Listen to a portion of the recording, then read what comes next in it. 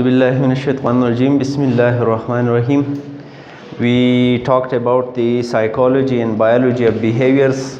Today we will be talking about the most important topic and the most interesting one. It is about the perception of the human mind.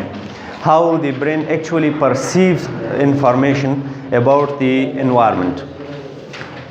Perception. Yes, this is a new chapter. Perception is actually the analysis, synthesis,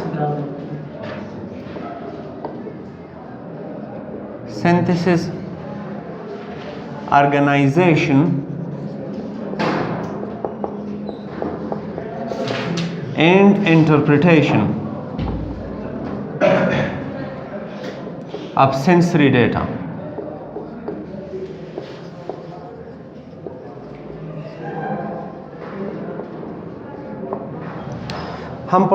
We are studying the organizational processes in perception, how our mind actually organizes different information from the environment and perceive them as easily and as simply as possible.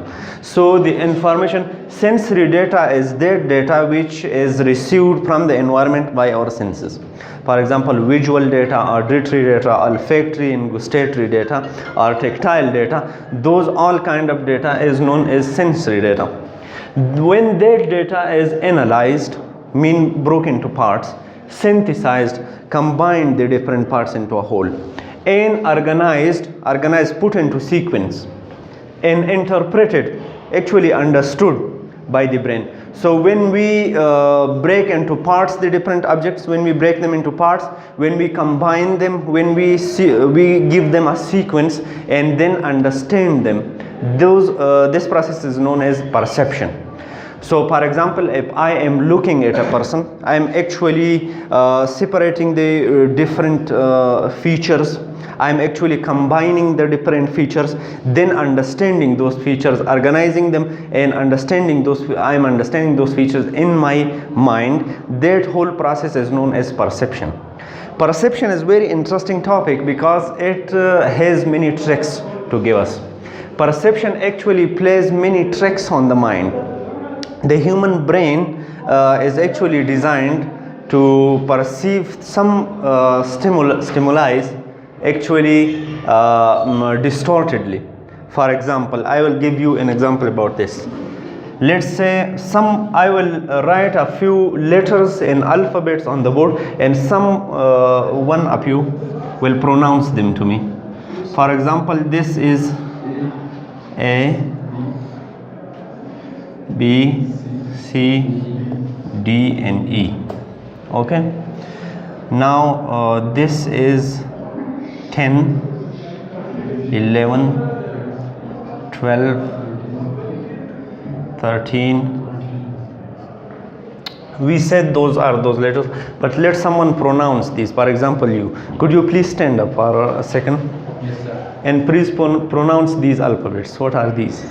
A, B, C, D, E. And these? 10, 11, 12, 13, 14. Now he says, okay, thank you. Now he says that these are 1, 2, 3 and these are ABCs, but actually the B and 13 are actually completely similar. I have not attached the 3 to the 1. Similarly, I have not attached the 3 to the 1. But he says that this is B and that is 13. Why? Because he expects that in his mind. Expectations leads to perceptions. When we expect something to happen, when we expect something to move in a certain way or to be perceived in a certain way, actually we perceive it that way. So these are actually, this is also 13 and this is also 13, or you can say these are both B's. But these are similar objects or similar letters. We perceive them differently because of their environment. And so perception actually works in two ways. The first process is actually top-down process. Top-down process. and another one is bottom up process.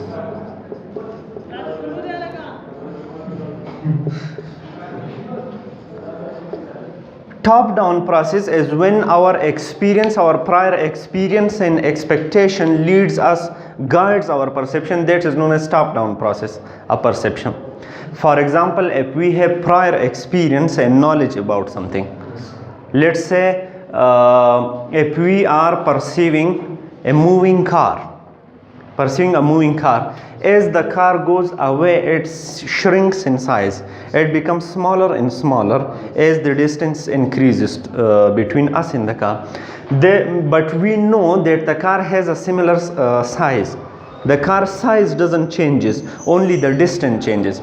We perceive it to be smaller, but the actual size of the car remains constant. Okay, why do we know that? We know that because we have a prior information about the size of the car.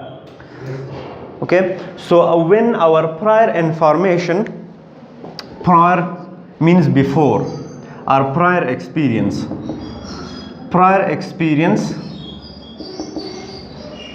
and expectations guides our perception. When our prior experience and expectation guides our perception, the top down process is taking place. The top down process, please come on. The top down process actually makes the world look simpler to us because we have prior information. The bottom up process is actually, in this process we actually perceive the whole. We perceive the whole, not its parts and individual components. But in the bottom up process, we actually perceive individual components of an object. The perception of individual components or elements of any stimuli. Both of these work simultaneously in the mind. So if we are perceiving something, we are both using our prior experience and expectations, and we are also using the individual components of any stimuli. So both come into play when we perceive some objects. In the example given seconds ago, this example actually proves our both processes. Our top bottom process tells us that B will most likely come after A. So we perceived B more easily and instantly. Our bottom up process tells us that 1 and 3 are actually separate. So this is not B but actually 13. So the both processes actually work simultaneously for the accurate perception of an stimuli. Of a stimulus. Stimulus is singular and stimuli. Stimulus is singular and stimuli is plural. Any environmental phenomenon that stimulates our senses is known as stimulus.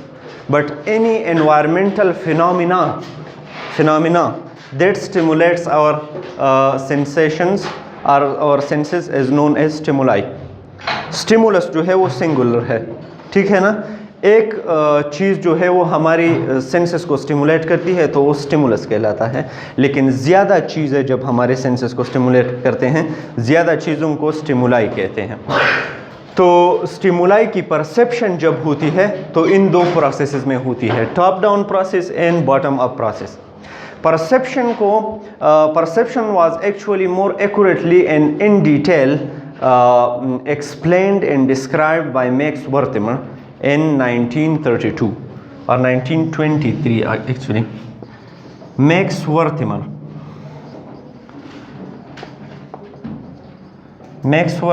in 1923 or 32, I'm actually forgetting, gives us the concept of Gestalt psychology.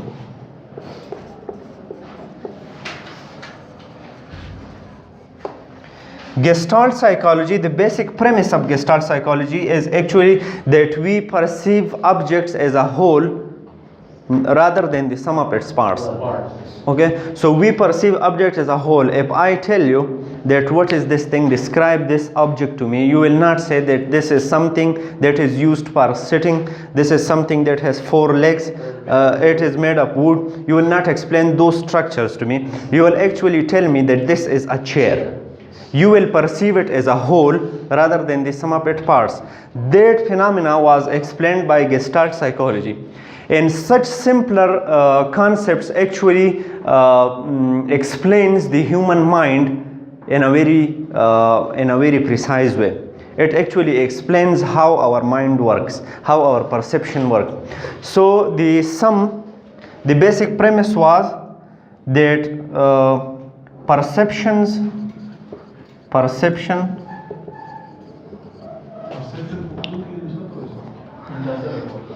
perception usually हम देखने को कहते हैं, लेकिन ये vision से different है. ये सारी सेंसरी डेटा की परसेप्शन है. तो सेंसरी डेटा में बहुत सारे सेंसेस आते हैं, उनके अंडरस्टैंडिंग को कहते हैं परसेप्शन. उर्दू में क्या कहते हैं वो मैं नहीं जानता, हम इंग्लिश के टर्म ज़्यादातर उर्दू में भी यूज़ करते हैं, लेकिन परसेप्शन ज़्यादातर जानने को, देखने को कहते हैं. ठीक है ना, समझ लेने को कहते हैं परसेप्शन. अपने एनवायरनमेंट को समझ लेने को परसेप्शन कहते हैं. तो हम डिफरेंट स्टिमुलाई को ऑब्जर्व करते हैं और उसे अंडरस्टैंड करते हैं.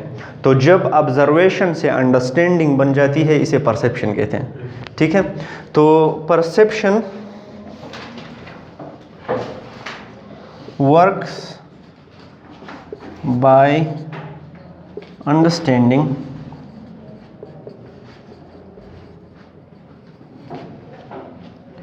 the whole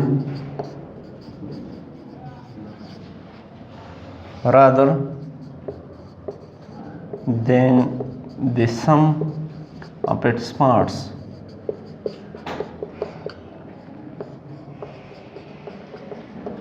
Gestalt is actually, he was a German psychologist, Max Wertheimer. So Gestalt actually means patterns. We perceive objects as patterns. So Gestalt means patterns or pattern. Gestalt means pattern. So actually our perception works in patterns. We perceive objects in patterns. We do not perceive them in a random sequence or a random succession. We actually perceive them as groups, as patterns. Now if we go further into the Gestalt psychology, he gave us the laws of perception, or you can say the principles. I will do this. Okay, it's fine. There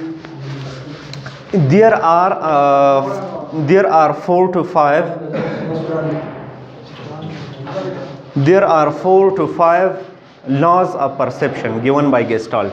The first is laws of perception.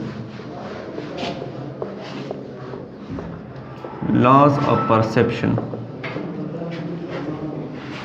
The first law of perception, let's say, is similarity. The law of similarity. Max Wertheimer was actually very interested in the perceptions of the human mind, that how a mind perceives objects, and he thought that when we understand the perceptual processes of the human mind, we will actually understand how the mind works, basically. So he thought that the similar objects are perceived as a group rather than individual components. For example, if I draw a few structures, let's say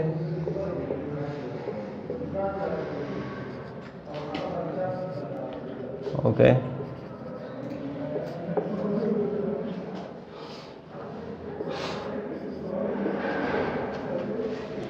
let's say these are few structures that I'm going to draw. Law of similarity actually compels us to group these structures on the basis of their appearance. So because they seem similar, they must be in the same group.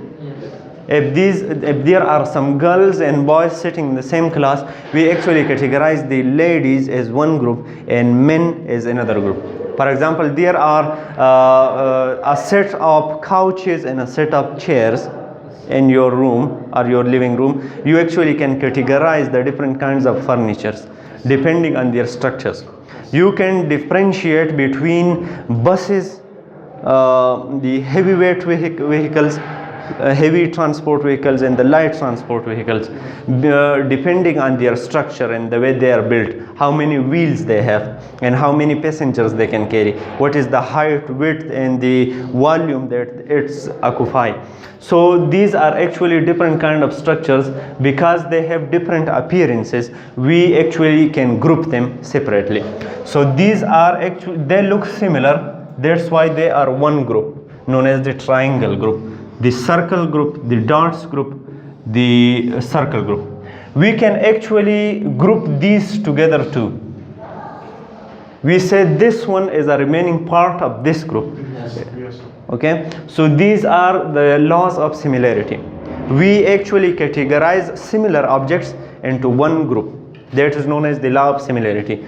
Another law by Max Wertheimer is the law of closure.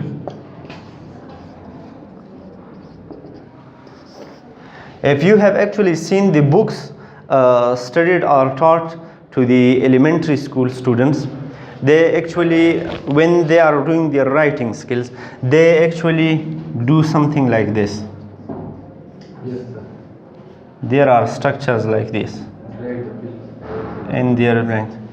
They say that connect the dots or fill the blanks to form structures. But actually, if I do not connect these dots, you can still know that it's a B. You can still know that this is a C. Why? Because your mind is designed to actually connect the dots. Your mind perceives objects as a whole. Okay, so the law of closure actually implicates that the dots are connected by our mind automatically. We perceive objects as a whole. We perceive objects as connected. We do not perceive the gaps. We do not perceive the gaps actually distort our perception. So this is the law of closure. Another law, you can write down the definitions from the books. The note will be printed out, the photocopies will be printed out by your CR and distributed amongst you. So you can prepare for exam from those notes. And law of closure, another law is law of proximity. Law of closure means perceived as a whole. No, the law of closure means we close the gaps in different structures to perceive them as a whole. Our mind can actually fill in the gaps or do not perceive the gaps as distorting our perception. So the basic definition would be like this. Law of closure is the law of perception given by Max Wertheimer, which suggests that different objects are perceived as a whole and we do not perceive the gaps in different structures. So objects are perceived as a whole, ignoring the gaps between their structures. The mind has the capability to fill in the gaps in order to form complete structures. So we perceive complete structures and we ignore the gaps because our mind is designed to do so. Now the law of proximity actually means the minimal distance. Proximity means when two objects are closer to each other, closer in distance to each other. This is different closure. This is closing the gaps. Proximity is actual closure by distance. When we are closer, sitting closer to each other in distance wise. For example, let me draw a few dots.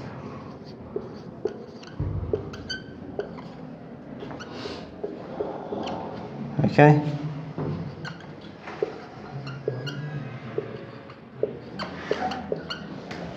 How many groups are these? 3. No, the whole of them. How many groups would you say? 7.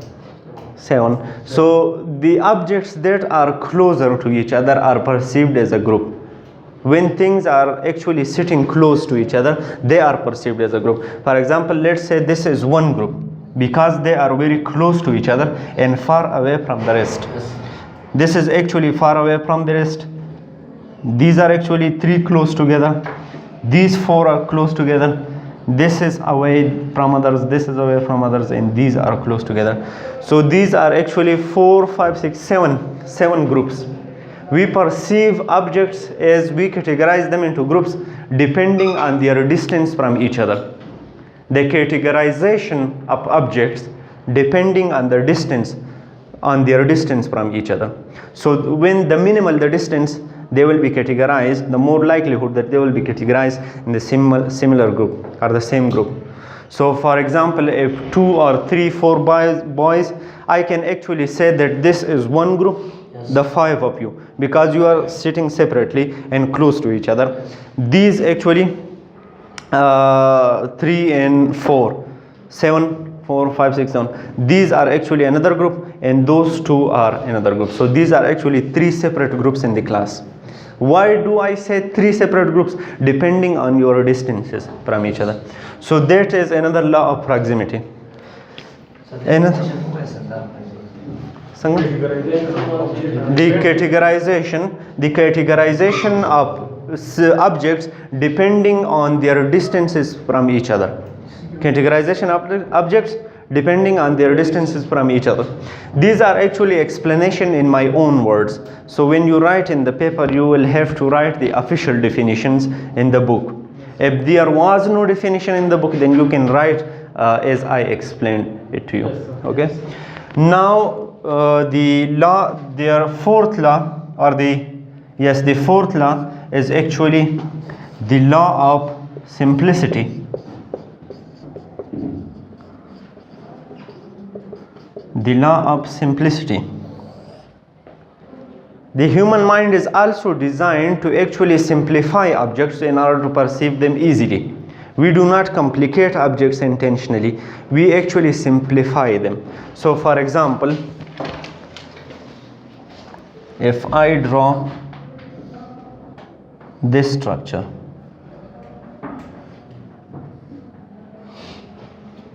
what would you say this is? Because we are like two. Yeah. Two K opposite to each other. Yes, these are actually 2 Ks standing opposite to each other. This is 1 K and this is another K. These are actually standing opposite to each other, 2 Ks. One is a reciprocal K and one is actually a general or regular K. These 2 K. So actually our brain simplifies objects and actually compares them to our prior knowledge. We know that K looks like this. Okay, this is our prior knowledge. This is the top-down process. The top-down process. Our motivations, expectations, and our prior knowledge leads to perception of an object. So we know ABC, we know the alphabets of English, and we know this is K, and this is actually K opposite to another K. You can also say that this is a square in between 2 lines. So you know what lines are and what squares are. You know the structures, you know the definition of those structures. So our mind is actually designed to simplify the perceptions of an object. Now these are very simpler and basic explanations, explanation by dots and structures, but when you apply this to the real world, it plays a huge role in the processes of the mind. Our mind actually perceives people and objects and different environments and mountains and rivers and everything in these patterns. These are gestalts or patterns explained by Max Wertheimer. Okay. Now there are different types of perceptions, if we may say so. Types of perceptions. Perception, there actually we can perceive distances, we can perceive depth, we can perceive motion. Okay. Now these are all different types of perceptions.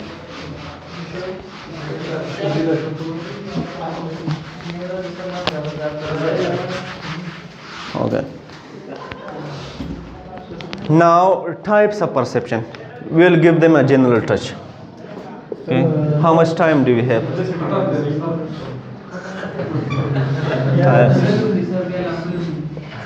Types of perception.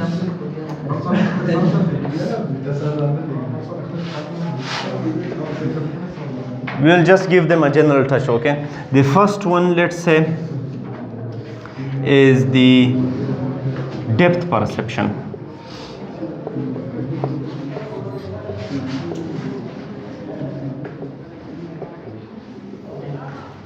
Depth perception. Depth perception is actually the perception of distances and the perception of 2D objects in 3D. The images that form in our retina are actually 2D images. 2D means two-dimensional. Yes. Two-dimensional means it only has width and length. It does not have height. Okay? The general world that we see, the whole universe or the whole world is in 3D. We see everything in 3D. Yes. We see everything in 3D. 3D means 3 dimensions. We see the lengths. We see the lengths of an object, the width of an object, and the height of an object. So these are 3 dimensions that we perceive. Okay. Now some things are in 2D. For example, let's say this object that I draw is in 2D. This is 2D because it does not have depth. Now this person is actually 3D because it has depth. If you remove the depth from this object, it will look similar to this. Okay, so 2 dimensions are actually length and width. 3 dimensions are length, width, and height, or depth. Height and depth are similar things. So these are 3 dimensions. We actually perceive the whole world in 3 dimensions.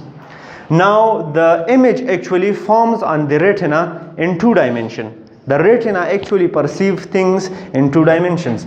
This, if you have done some basic biology in your previous qualifications, you will actually know the retina perceive objects reciprocally. Yes, sir. So let's say these are retina. This is a retina of the human eye. Okay. This is the human eye, let's say. The picture actually inverts into the retina. So the object will be perceived much like this. Okay? Yes, sir. Now this is how the object is in the real world, and this is how the image forms on the retina. The image formed on the retina is actually 2D. It does not have depth. So how is the mind capable of perceiving the depth in an object? It is due to our binocular cues. Binocular cues. Let's say, let's do this experiment with me. Take out your fingers or your pens. Hold it at an arm's length from your eyes. Then close your eye and look at it on the one eye. And then do this. You will actually see that the object is perceived at certain length on one eye and a different length on another eye. Yes. One eye perceives the object a little closer, and the other eye perceives the object a little farther away. Now this is because of the distance between our eyes. So 2 different kind of images are perceived in the retina, and then the retina actually compares those 2 objects, and that gives us a sense of the depth and a sense of distance. तो होता क्या है कि जब हम चीज़ों को देखते हैं तो एक आई से या एक आंख से एक किस्म की इमेज आती है और दूसरे आंख से दूसरी किस्म की इमेज आती है. एक में थोड़ा नज़दीक दिखता है, दूसरे में थोड़ा दूर दिखता है. तो 2 किस्म के इमेजेस आते हैं ब्रेन में, और ब्रेन जो है दोनों इमेजेस को कंपेयर करके हमें बताता है उस चीज़ की डिस्टेंस, उस चीज़ की डिस्टेंस की मेजरमेंट होती है. तो एक्चुअली हम क्या करते हैं कि चीज़ों को 2D में परसीव करते हैं और वो ट्रांसफॉर्म हो जाते हैं 3D में. इसे कहते हैं डेप्थ परसेप्शन. तो डेप्थ परसेप्शन की डिफिनीशन ये है कि the perception of 2D objects in 3D and the perception of distances.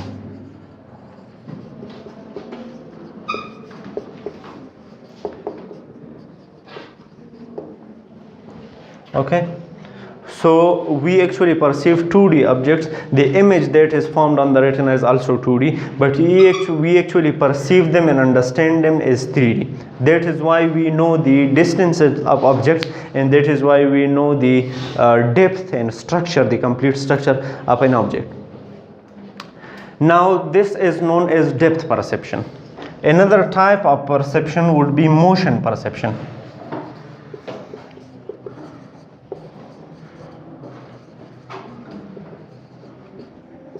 Motion perception. There is one thing I would like to explain about depth perception, that you can also, these are called binocular cues. The different images, the distance perceived are the difference in the image formed by the two eyes. Binocular cues.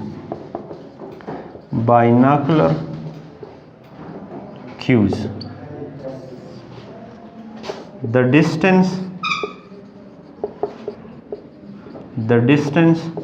between the images, the two images formed by the eye. These are binocular cues, so you can actually measure the distance of objects from your own self due to the distance between your eyes and the different images formed by those eyes. These are known as binocular cues. Now there is another concept known as monocular cues. Monocular cues. Monocular cues is actually the distance of object perceived by a single eye. Suppose your one eye is actually injured or damaged. You can see through only one eye. You can still perceive the distances of objects.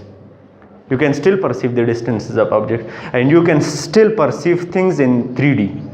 That is because of the motion of those objects and relevance to its background. Okay, so these objects, let's say my one eye is damaged or blind, I'm blind from one eye, I can still measure the distance of this object. Why? Because of the motion of this object. When the object is moving, so either my head is moving or the object is moving itself. That gives us different images of that object, and that can actually be interpreted as distance of that object. Okay, so one eye can also do depth perception, and that are known as monocular cues. When the motion of a body gives us a perception of depth is known as monocular cues. Okay, when the motion of a body gives us a perception of its distance is known as monocular cues. It is also known as motion parallax. This phenomena is also known as motion parallax.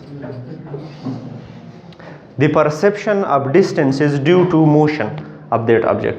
Is known as binocular or monocular, the motion perception. Yes, motion perception में काम करते हैं, और ये distance perception में काम करते हैं कि डिस्टेंस कितना है. ये 3D परसेप्शन में भी काम करते हैं.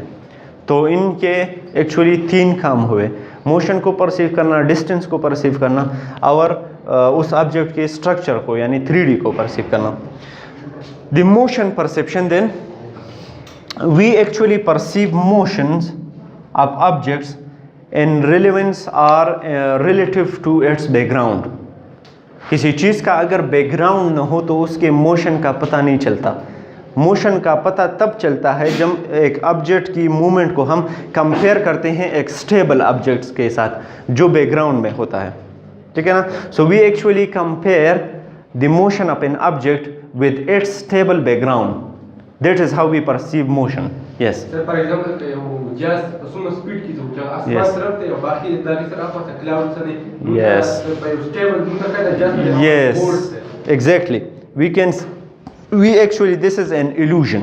Yes. In illusion is actually the distortion in the perception of objects because of its motion or because of its distance. Yes. Okay, so when motion and distance actually distorts our perception, it actually disrupts our perception, that is known as illusion. Perceiving something inaccurately, that is known as illusion. Like the visual illusion of a tunnel. This side of the tunnel seems bigger than the other side of the tunnel. That is because of the visual illusion. These are the faults in the human eye and faults in the human mind. So these motion perception, we actually perceive the motion of objects in relevance to its stable background. So if there is nothing to compare the motion of one object, we will not see motion.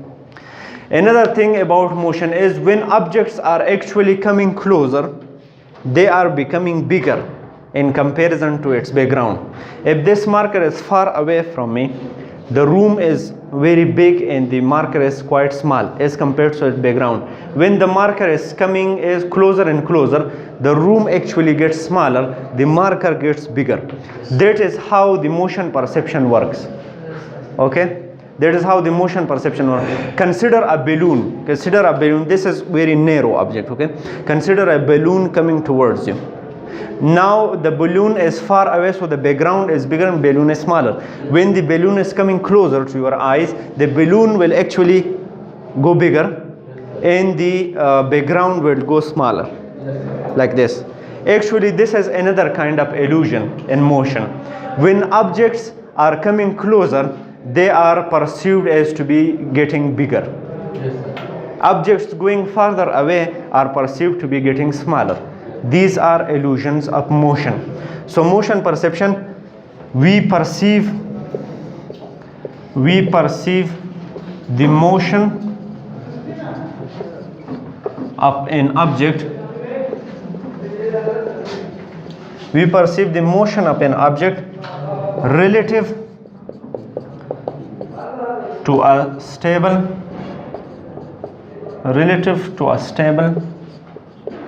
background.